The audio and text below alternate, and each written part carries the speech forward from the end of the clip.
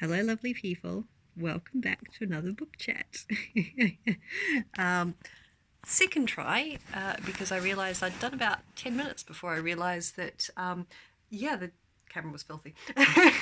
Blaming that on jet lag. So, welcome to the first book chat of 2020. Hope you had, whether you celebrated or not, hope you've had a fantastic December and that you're going into the new year with lots of good stuff coming your way, including books. So let me know below what your favourite reads for 2019 have been. If you can remember them, I can't. I don't know. I can't remember mine. I'm lucky that I'm going to be able to remember the ones that I'm going to talk about today. And let me know as well what you're excited about reading in the coming month. Yes. Okay. So, as you may or may not know, I've just been away for a month. I got back a couple of days ago, really jet lagged, so this could be, kind of one of my less coherent videos, which is saying quite a lot.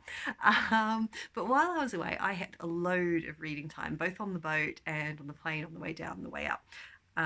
So I've read just a ridiculous amount. My Kindle TBR has actually shrunk.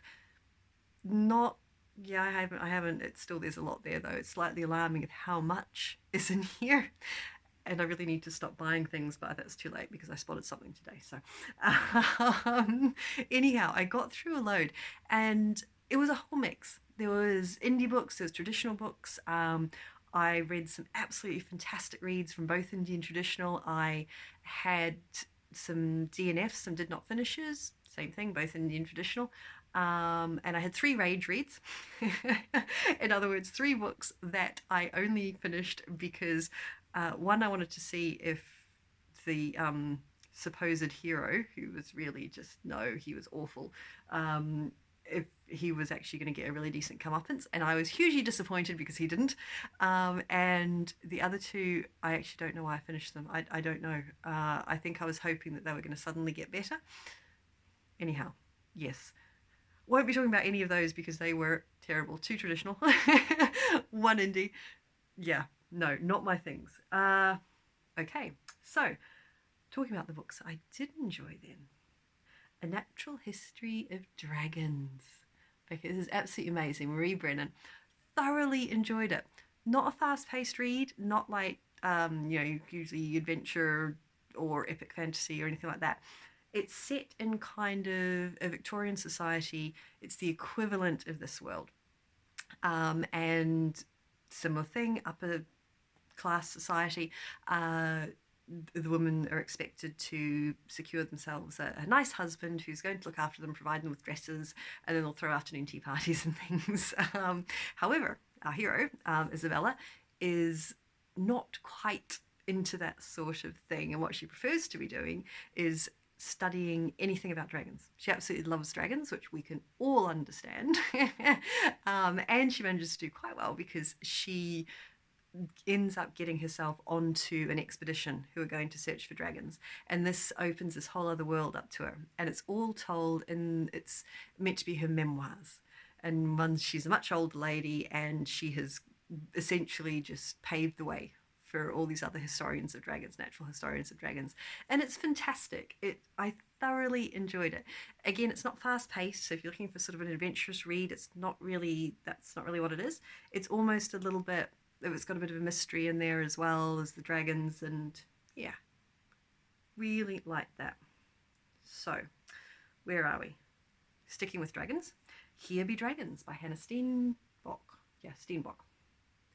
Okay, this is a collection of short stories, and they're absolutely fantastic. They're lovely short stories. Obviously, some with dragons. All of them fantasy. All of them have got a really nice sense of humour running through them as well. So it's the first one of hers I've read. I am going to be looking for some, well, not looking for some more. I know where to find them. I'm going to be getting some more. Yeah, really good. And if you want sort of an introduction to her writing, it was perfect. That's why I picked it up.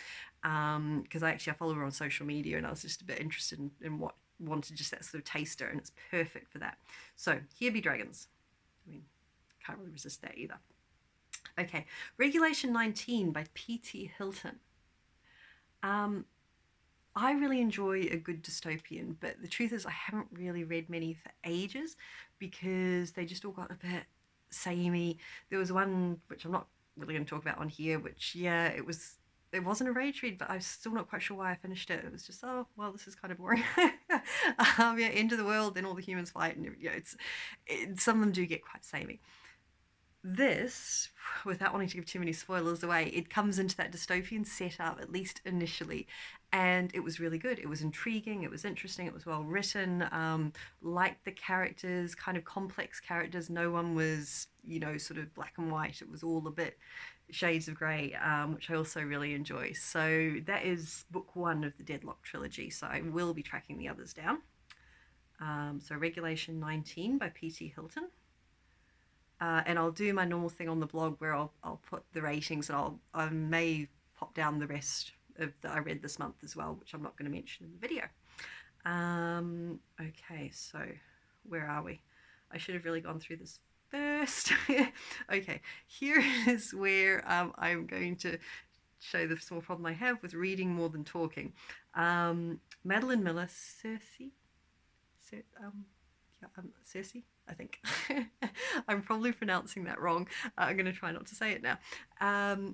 As always, I'm a couple of years behind everyone else getting around to reading this, and I don't know why. It's beautiful. It was the most gorgeous read. It was poetic and powerful, and it was the story of a woman becoming empowered, and it was I loved it. I absolutely loved it. It was a fantastic story. There was a lot of sadness in it, and it was very real. And I loved it. Again, don't know why it took me so long to get to it, considering I love Greek mythology. When I was a kid, we had a massive copy of Bullfinch's mythology, and I'm surprised I didn't wear the pages out. And anyhow, if you haven't read it, go and read it. I'm not going to say the name again because I'm pretty sure I'm pronouncing it wrong. I've only just realised I've been pronouncing Kraken wrong my entire life. I know what I mean. Yes. I shall apologise also for the jet lag. Yes, not making an awful lot of sense. I am going to keep this short. Okay, A Man with One of Those Faces. I'm not going to get the author's name right either. Kame McDonald, I believe. I'll let you see it so you can. There we go. This was good. It was one of those ones where every now and then I was like, oh, why don't people use contractions in dialogue? But that was really my only niggle with it. The rest of it was really good. It was it's an Irish crime, not caper. That sounds really it's an Irish crime story, but it's humorous, and it's really well done. It kept you reading, it kept you moving. The characters were believable. The hero wasn't a hero. He fell into it, and he redeems himself in the end, as in he becomes a better person throughout the story. So there's a nice character arc, and yeah, really just a really good one to read. And it is the first in a series, so I'll be checking the others out, which is always a good sign for me because I'm rubbish at remembering to do that. Okay, One of Us is Lying. Karen. Okay, my Kindles. No, there we go. Karen M. McManus. Yeah, it wasn't bad. That's not all I can say on that, but it wasn't bad. It was readable. I read all of it. Part of the problem for me was it was all told. It was 4 different points of view, which is fine, but it was all told in first person present tense, and I found a lot of them the voice was quite interchangeable, so I'd forget who I was reading. So that made things a bit confusing every now and then. I was like, "What? Wait, no, okay, no. This is not the teen princess prom queen. This is the jock or something." Got muddled on those a couple of times. It was a little bit predictable. It was all right. It kept you reading because you wanted to know what happened. A lot of the supposed twists, it was like, oh, really saw that coming. But definitely readable. Right. Next one. Okay, Anomaly Flats by Clayton Smith. I read this on the plane on the way home, and it was one of those ones where I went, I'm not quite sure if this is just completely bonkers or if it's really bonkers and really good. I'm still a little bit on the fence about it. It had some great situations in it. This is the bit I loved. There was, hang on, let me see if I can find my notes. Because a lot of the delivery was very deadpan as well. Today's air quality index color is periwinkle. Be advised that breathing may cause irregular life conditions. All citizens breathe at their own risk. And there's a Walmart one. How did an ancient evil get trapped behind the canned beans? The mayor demanded, slapping her hands on the table. There's just these. There are just some really lovely little situations and snippets through it, which was fantastic. The overall story was not bad. The characters weren't bad. But what I think for me is I'm going to read some more of them because I really did like the situation, and I'm hoping the characters will grow a bit and it'll start becoming a bit more, you start feeling a bit more invested in them. But yes, so that was a fun read as well. Anomaly Flats, quite bonkers. Essentially, it's this woman stumbles, she's on the run, we don't know what from at the start, and she stumbles into this town where it's not in this dimension exactly, it's an anomaly. And it's, yeah, fun read. Okay. I'm going to apologize for this video again. I know I'm definitely not as coherent as I could be. Okay. Right. One more. The Colour of Larkham's Murder by Sarah J. Harris. Yeah, really enjoyable read. It was interesting. It was different. The character was great. Really well written. I think sort of inevitably there are going to be comparisons between it and The Curious Incident of Dog in the Nighttime. But yeah, it still holds up well to that. Right. Okay. Are we going to do one more if I can find it?